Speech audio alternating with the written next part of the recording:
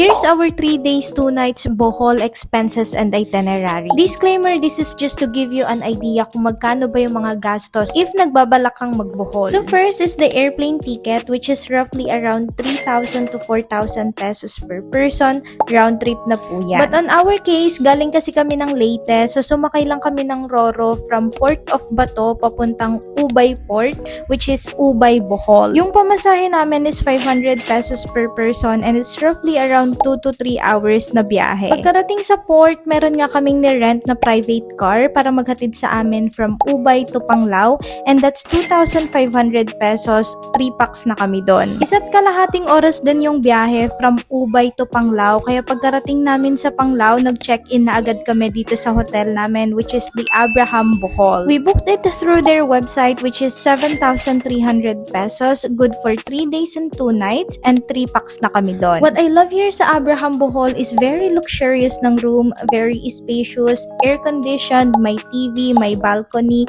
free breakfast, and may wifi. Meron nga rin silang dalawang swimming pool and it's only 15 minutes away from Panglao Beach. So that's basically our day 1. Puro biyahe lang talaga kami and check-in sa hotel. Then for our day 2, dito na nga magi-start ang ating adventure.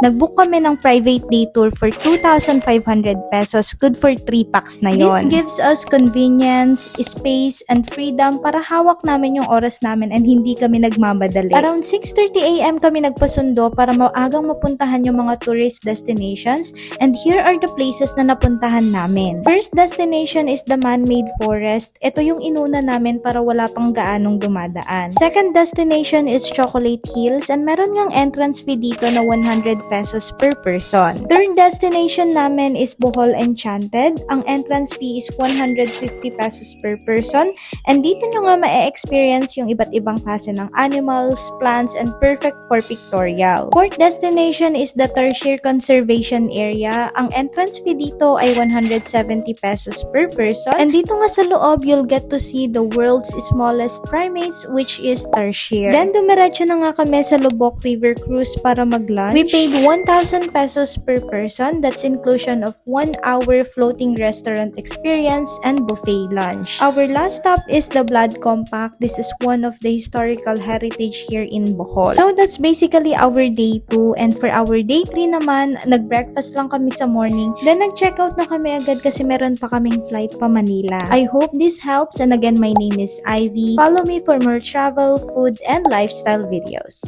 Bye!